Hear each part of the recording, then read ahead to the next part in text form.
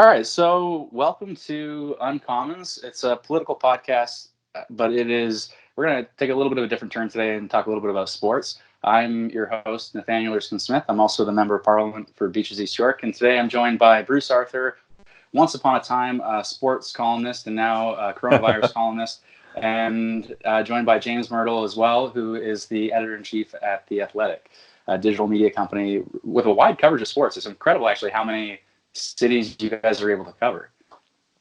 Yeah, and we're over in the UK now too. We have 60 staff full time in the UK. So yeah, we're worldwide now. So and hiring good people. I remember I used to read Drunk Jays Fan religiously when Andrew Snowden used to swear a lot more, and so you seem to have picked up good staff along the way.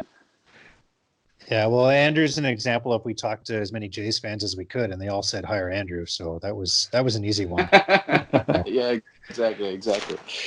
So I guess the first question is a pretty obvious one in some ways, which is, when did you take the COVID-19 pandemic seriously? And when I've spoken to my friends, they say, well, the NBA suspended its season, and you guys cover sports. Was that the inflection point for you two as well? Not so much for me, actually. I had a friend at the Associated Press who was sending me coronavirus stuff back in January, and I would read it just because I read all kinds of stuff. And I started to think about it a little bit. I didn't think about it as deeply as probably I should have and could have. Certainly not as much as probably every politician in the world probably should have and could have. But I was on the Leafs trip the first week of March. And that whole trip and the week before that, I'd been really going like, this is really starting to go. And guys on the trip were telling me, like, you're crazy. I remember running into Ray Ferraro at an airport when we were coming back, I believe. And he's like, oh, ask this guy about the coronavirus. And I told him everything I knew. But I was telling people on that trip that, like, if you were a professional athlete or if you're running a professional team, you should lock your players away right now.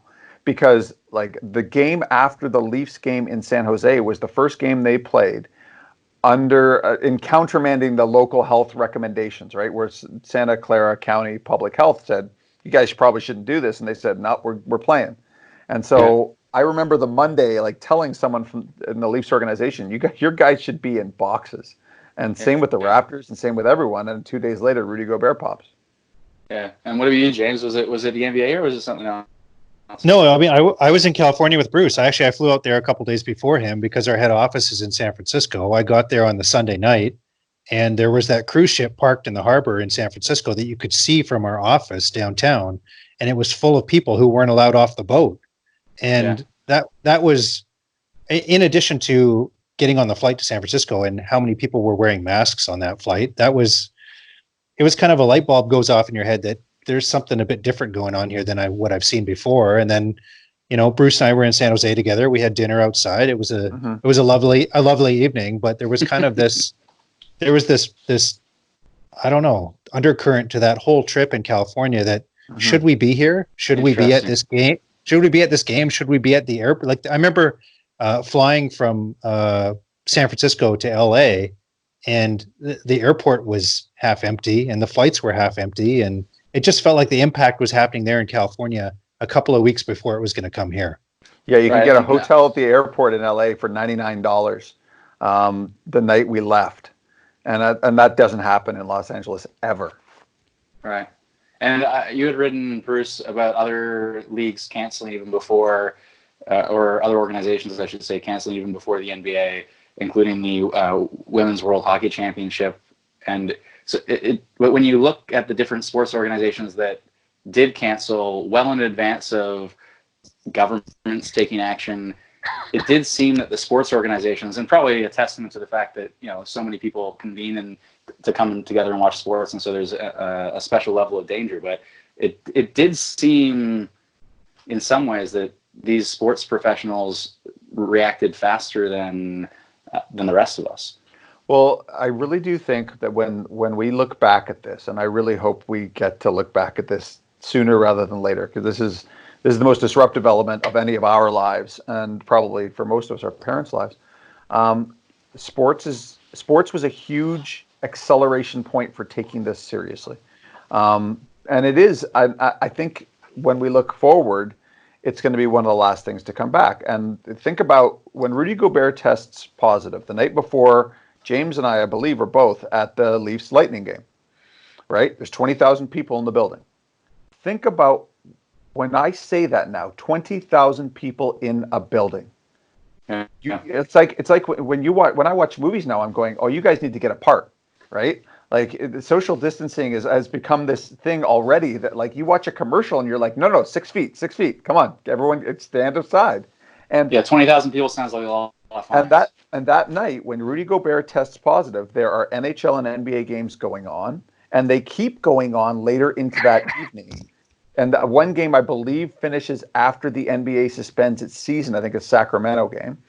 And if Rudy Gobert doesn't test positive that night, the next night, the NBA and the NHL are playing again. And it's 20,000 more people in arenas across the country and teams sharing rinks and sharing arenas and sharing locker rooms and moving around and going to hotels. And all that, like, there is almost nothing as perfect as a vector to spread this disease as sports. And so when that happened, I mean, different sports kind of held out as long as they could. UFC, I believe, was one of the last ones. Premier League tried to play for a long time, but sports really pushed this thing forward because once that happened, that was kind of the first thing that happened that made everyone go, wait, you can't ignore this anymore, because it was the first national thing. Was there a special level of leadership when I look at Adam Silver? I've read some of his comments to say our athletes are role models, the public will follow our lead, and so we have a special responsibility and obligation. That all sounds right, and I'm glad he said that. It does strike me as a very different kind of leadership from some of the other sports organizations, and the sport that I've always followed most of my life has been baseball. And when I look at Manfred and the lack of leadership he's shown on a number of different files, including the failure to take serious action against the Astros as an example, I mean, do you see Adam Silver's kind of stand apart, or was it just because his players were affected? I would say this. The trainer or the doctor, team doctor, I can't remember which, runs on the court at 8:10 p.m. At 9:31 p.m., the NBA cancels its season. That was a league. I was told later that Adam Silver had discussed this very possibility in meetings, and that they were ready for this. They were ready to suspend their season as soon as this happened. The NHL waits until 1 p.m. the next day to announce it, right? MLB pushes and waits. The NBA knew right away what this was, and that's because they'd really thought about it. The NHL players and teams weren't ready for this. Like there was supposed to be a Leafs game the next day, and the players had no idea if they were playing or not. They had no idea. That happened in the NBA, and it was very unclear at that point. None of the leadership with the Leafs could tell them what was going on until they found out the next afternoon what the NHL was going to do. And it felt like a lot of the leagues were going to try and push this as long as they could and play as long as they possibly could, even if that meant playing in empty arenas, which they were prepared to do. So, well, that Thursday morning, so the NBA cancels the night before, there are players on the ice at morning skates, and they get pulled off the ice. Like, think about that. So you can say that night, maybe the NHL knew and they had to get all their ducks in a row. No, they let their players drive to the rink, get on the ice, and like in mid-morning, so 10:30, 11, 12, that's when the NHL goes, okay, we got to pull them off. We got to stop this. The thing is, when we look back at this, it's insane, right? Like everything from the old world, from the time before the coronavirus, feels so strange and distant. Like you almost have to will yourself to remember some of the things we used to do, how we used to act. And one of them is sports. Imagine now the idea of putting 20,000 people together. You would get arrested, and that's what happened to that pastor in Florida, right? Yeah. Like he kept holding sermons until the cops came to get him. And sports and the NBA too. The NBA had thought about this. Think about this. The NBA had thought about this and still pushed until one of their players popped, right? And up until that moment, they were still grabbing every dollar that they could. And that's just professional sports. There were different levels of readiness and I think willingness to accept this. I still don't think, from what I can tell, and I'm a little less connected to sports right now because my job's changed for 2.5 weeks, but I don't think any sport has truly come to terms with what this is yet. I think there's still a bargaining phase that sports is going through, trying to figure out how can we finish the season, how can we start a season, how can we have playoffs. All that stuff feels like they're not all the way to acceptance. And so to that point, I mean, you've written pretty soon sports won't feel like they matter because they won't. But I sometimes think sports are the distraction we need right now but can't have. That with everything going on, I would love to be able to at a caucus call today with the prime minister and the finance minister, and we're talking government response to COVID-19. I'm speaking to business owners throughout the day who are deeply impacted, talking to constituents about PPE and testing. And I would love to be able to, at some point, turn that off and follow sports. And obviously, we're not close to that happening, especially when we see John Tory say, we're not going to have any events in Toronto until the end of June at a minimum. And we'll see if that deadline shifts. But James, do you have are sports leagues in this proactive sort of internal conversation? What does it look like from here, and how do we salvage our season? Absolutely. They're talking right now about playing hockey games at the end of August. And the reason they're doing that is they're not only trying to salvage the season, they're trying to salvage their revenue base. I mean, they're in exactly.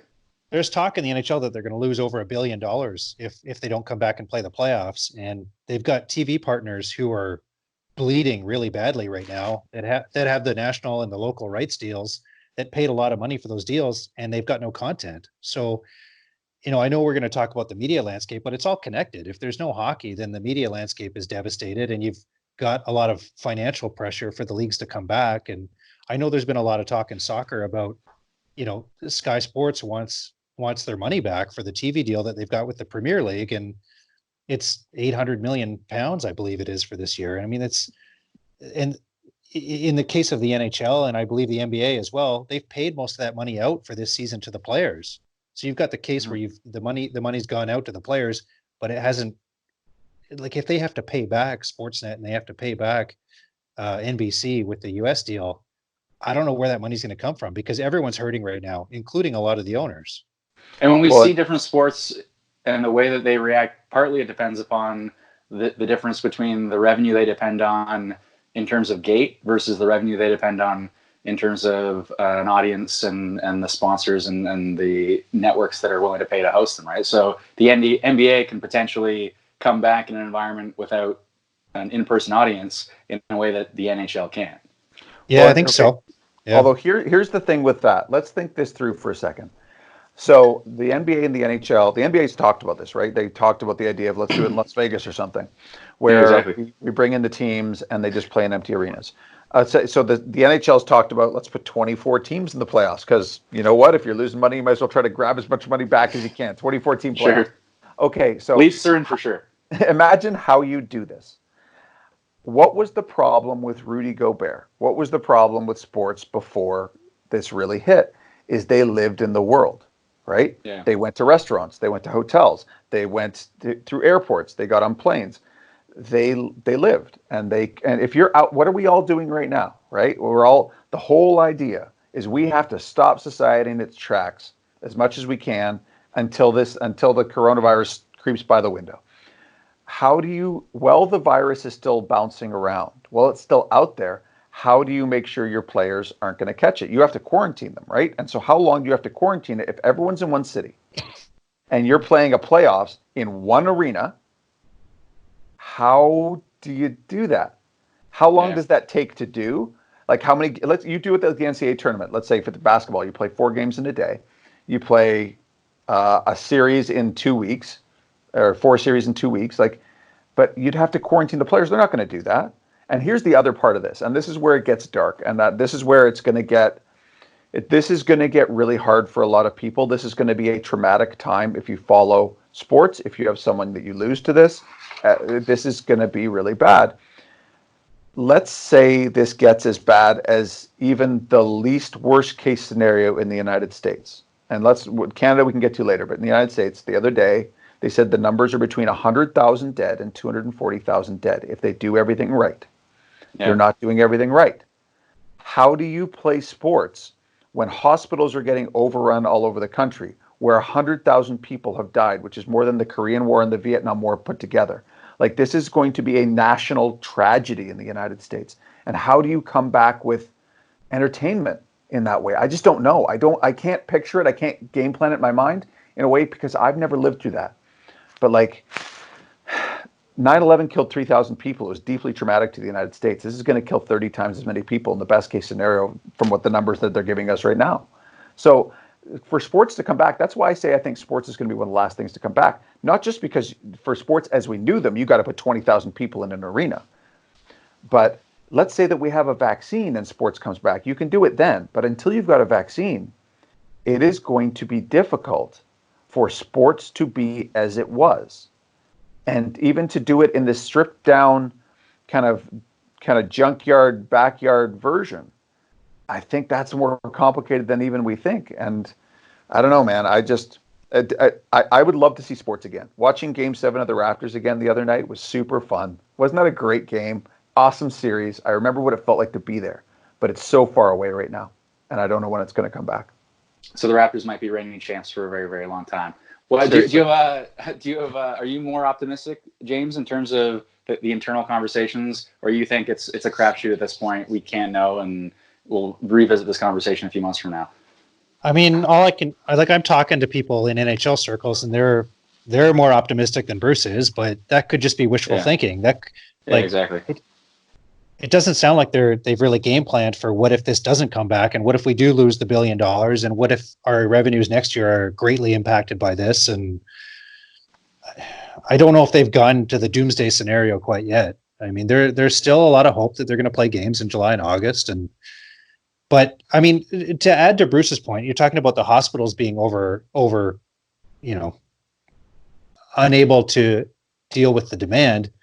How do you bring sports back when that's going to place some sort of a demand on the medical system? Like, what if athletes are getting injured and need to use MRIs, and are they really going to? Are you going to dedicate resources to some guy getting an MRI when people who are sick are dying and there's not room capacity in the emergency rooms for hospitals? And are you going to? There's so many more important triaging decisions that have to happen. Yeah, like professional sports is often. There's a lot of excess involved in terms of excess travel, and you stay at the Ritz-Carlton all over, and there's all of these things that go into it and you have to laugh. Like Bruce is saying, the NBA is talking about quarantining in Las Vegas. That seems like the worst possible place in the world to try and get a group of 20 something athletes to sit around and do nothing in a place like Las Vegas. So it's stay at home. There's nothing to do here. Well, but it's not just the athletes, right? It's the arena staff. It's even if there's no fans there's a lot of people that are going to be interacting with everybody, and it's going to be almost impossible. And then what do you do if you put all this planning in, you get all the athletes in one place, and then one of them tests positive? Is the whole thing over? And that's the thing, is that you cannot risk the one test that's positive, right? Like Rudy Gobert stopped sports. So so much of this is going to ride on what happens in the United States. And I hope for the best case scenario. I hope for the best case scenario here and there and everywhere we can. But so Canada has been a step behind, or a step or two behind, in a few different ways, because this virus is built to evade smart public health, and it's built to sneak past doctors, and it's a perfectly constructed virus to beat sober-minded decision making. But we're trying, right? Like, we're getting more people inside. We've taken care of them economically, and I think a way that's going to be productive. Like, there's still a long way to go on all this, but Canada's doing approximately the things you'd want to do. The United States isn't. Florida closed down today. Yeah. Like after spring break, where people went back up and down the eastern seaboard, right? There's still, how easy is this thing to spread, and how many different pockets haven't been locked down yet in the United States? There's just, what happens there is going to determine so much of sports. And right now they're on track to have the worst outbreak in the world. So if the entire United States was Washington State, right, with Jay Inslee actually did a lot of stuff really proactively, then I would say I would be much more optimistic about the state of sports and the state of the United States. But it isn't. Yeah, I mean, it's in the political world. NAFTA was this small preview of how much our world depends upon their world. And now with this pandemic, what a reminder that we can take all of the necessary actions that we must take, and I think are taking in large measure. In some ways, on the health side, I hope to see more PPE. I hope to see more testing. I'm jealous every time I read about South Korea and what they've rolled out. But then you look south of the border, and our world, sports being part of that, doesn't come back unless they come back. Mm-hmm. Right, and that's the thing, is that this is in terms of how to think about this, a doctor told me early on, this is our world war. And I found it instructive, not because we're all going to be called to fight, not because it's going to be an exact analogy of that, but we have never lived through an experience. And in my 45 years, nothing that requires shared sacrifice from everyone, right? Nothing that requires a collective action from everyone. There has never been anything like this in my lifetime. Like, my mom is in her early 70s. There's nothing like this has happened in her lifetime, right? Like, all the things that happened in history through that time were small compared to this. And so when we think about how our normal world will come back, we don't have a frame of reference for what's going to happen between now and there, right? Between now and the next world.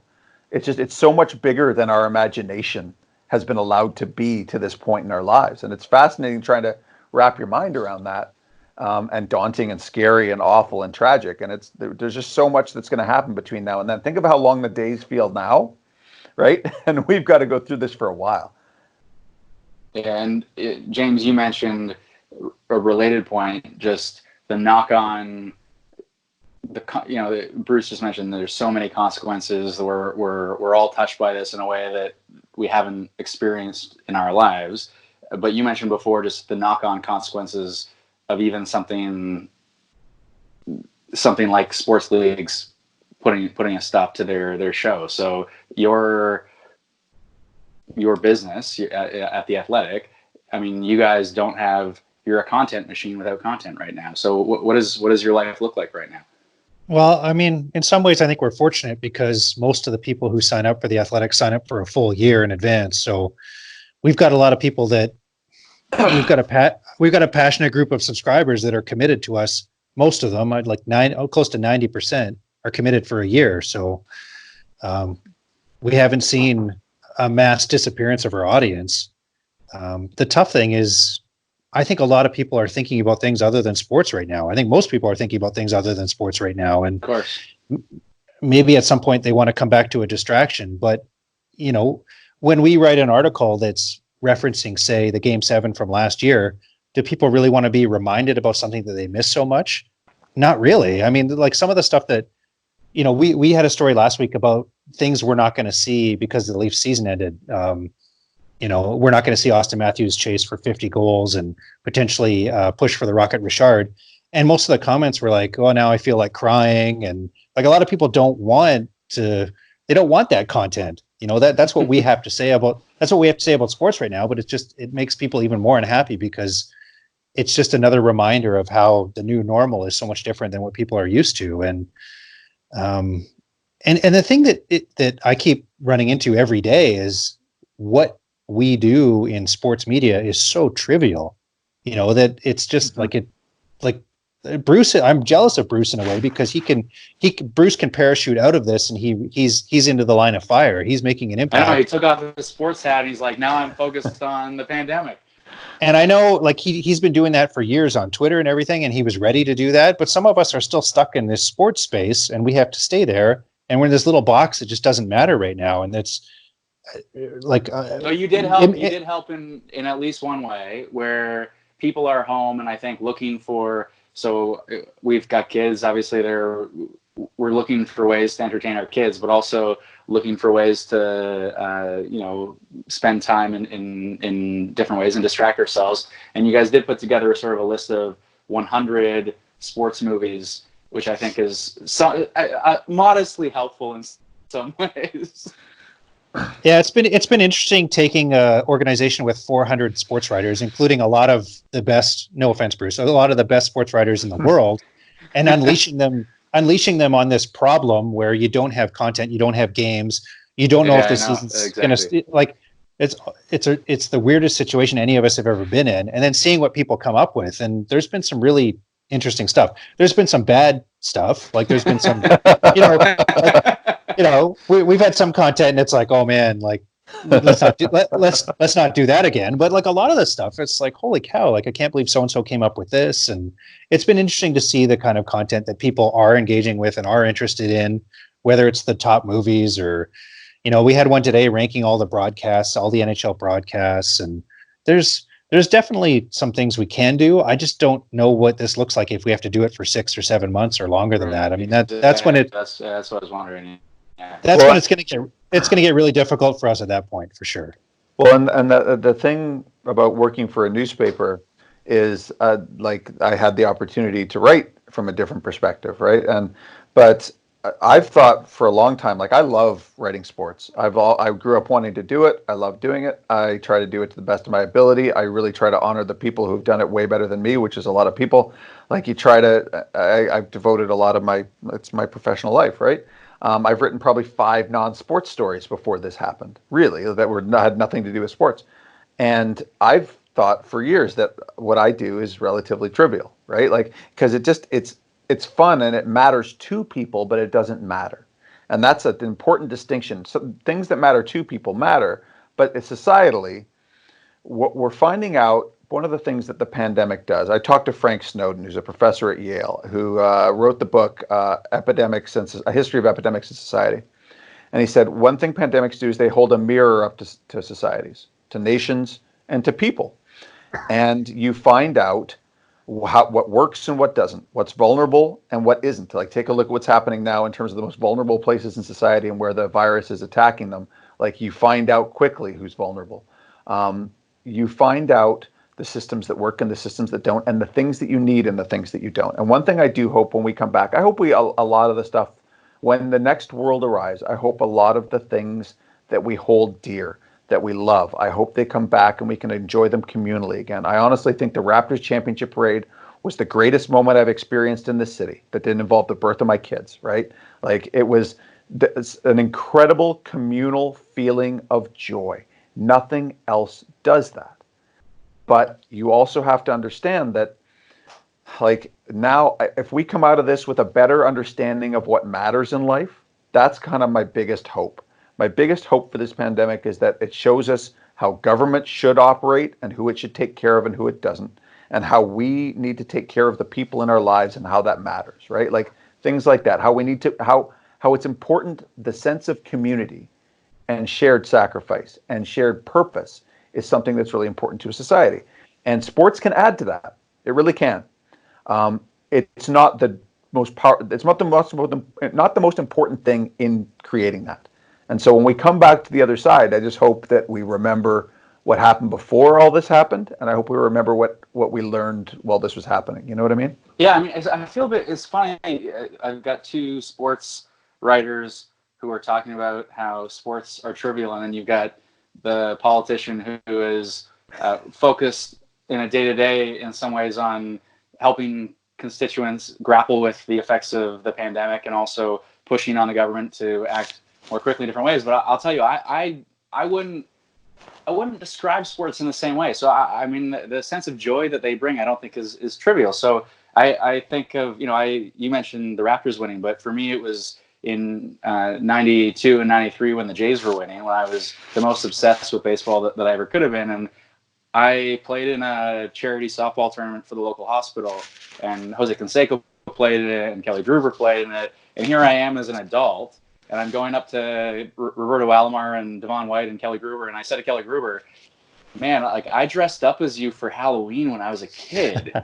It's so crazy to meet you. And he's like, spits his dip into a 7-Up bottle and says, yeah, nice to meet you too. Like, I've met your heroes. But I mean, it's still like the sense of joy that brings is not trivial in any way. So I do hope it comes back as quickly. I mean, I hope so many things come back, but I do hope it comes back more quickly.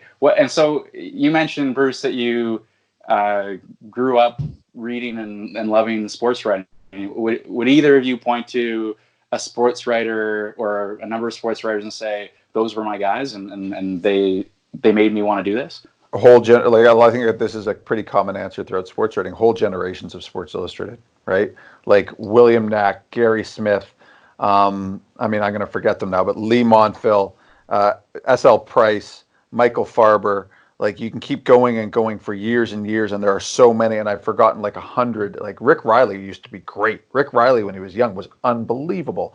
There were so many great writers for that magazine, and they wrote in different ways, and they wrote in ways that it was like magic, right? Like you just didn't see that. And that's the stuff I still have Sports Illustrateds that are 40 years old, right? Or not 40, like 35 years old. I can still quote you like a lead that Rick Riley wrote about a Pittsburgh-Cleveland football playoff game. Happiness was being a TV repairman in Cleveland, because how many people threw something through the television, right, when Cleveland blew the game? Like it was That's just good. like it was just that stuff when you're a kid is magical, and sports when you're a kid is magical. Like I've got 4 kids, and like one of them doesn't care at all about sports, and one of them's kind of too young to really figure it out, and 2 of them, like, they went out on the lawn today, and what they did is they threw a ball back and forth, right? Yeah. And there's something about that. Like one of the things we're missing in all this, and especially if you have kids, and you guys will know this, is just not even just sports, but activity, right? Like just moving around. But sports is the most beautiful way to move around outside of maybe dancing, right? And so I miss being able to watch Roger Federer play tennis, and I miss watching the Raptors play defense, and I miss watching like the greatest hockey players in the world, and I miss all these things, right? When I say they're trivial, I will say this: you're right that the joy that they create matters. I just hope the idea of perspective is one that I think sports loses way too often, and I think I agree with that. that's the one that I hope that we carry with us, is that sports is great, but you don't need to take it quite as seriously as maybe we take it. That being said, I still want people to care about it, because that's going to probably be my job at the other end of this. To get to the other end of this. Well, that was one I was going to ask you. You'll eventually leave the coronavirus beat and go back to sports. That's I don't know. Future. It sounds like we're losing, Bruce. It sounds like we're going to lose you, Bruce. You got to stay with us. And James, are you? Would you point to anyone in particular that made you want to do this? Honestly, like, I didn't think I was going to be a sports writer until I was 23 years old, and I applied to Ryerson for grad school and decided that was what I was going to do. So, I mean, I grew up in a small Canadian city in Western Canada, in Kamloops, BC, and I would consume, the local newspaper writing about our local junior team, and I would read the Hockey News and Eric Duhatschek, but I kind of grew up and went through school thinking that was like a fantasy life, that hockey would ever become part of my career or anything like that. So, and Sports Illustrated had so little hockey in it that it didn't really appeal to me at all. So, that was kind of my path up through it. But it's certainly now, when you get into the business and you start looking at the history of all that and everything, I mean, it's such being a sports writer, it's such a special, I don't know if club's the right word. It's such a special profession. It's so few people get to do it. And, one of the things that this has made me realize is we're really fortunate to do what we do, Bruce. Mm-hmm. And we're fortunate to be going to all these places all over North America and all around the world, and seeing these amazing games and talking to the athletes. And, Nate, you talk about how special sports is to you. I mean, this is like kind of taking what that means to you and turning it into, I don't know, it's like living out a dream, almost being that embedded in it. I never would have, where I grew up and my worldview, I didn't think this was something that was possible. So, I'm like everybody else. I hope it comes back, because it's become such a big part of my identity and who I am. So yeah, I've actually said that. I think, like, Bruce, you made a good point about perspective, though. I mean, Austin Matthews matters, but it would be nice to think that our nurses and our grocery store workers and people who are so essential in our society in a way that we knew but didn't really know are maybe valued. Obviously, it will never be equal, but valued in some more significant way, and we gain a greater perspective in that way too. Well, one quick thing on Mirtle, I've often said, like, you have a better chance of being an NHL player in Canada than being a sports writer, probably, because what do we have, like 350 NHL players? We don't have 350 sports writers, man. Yeah, like, it's harder to make our business than it is to make that one if you're a Canadian. We're working on it, Bruce. We're working on it. So. But the other thing and the Athletic, I mean, you guys have basically ripped the sports section out of the paper and put it online. No. Yeah. For me, I mean, I appreciated Bruce's writing throughout the Raptors run, and it was sort of my go-to reading. But I find myself reading for my baseball news. I go to the Athletic rather than the Toronto Star now. So we're trying We're trying to replace what's been lost in the industry. I mean, newspapers have been cutting sports for a long, long time. I mean, even I still got into the business in 2004, and it was very, very difficult to break in. Now it's almost impossible for the young people to break in. So, you know, we've been able to give a lot of really young people an opportunity, and hopefully that continues, and hopefully the papers bounce back and find a way to succeed on digital, you know, because while maybe what we do is a little bit frivolous and doesn't feel very important right now, I mean, I think there's certainly a value to it.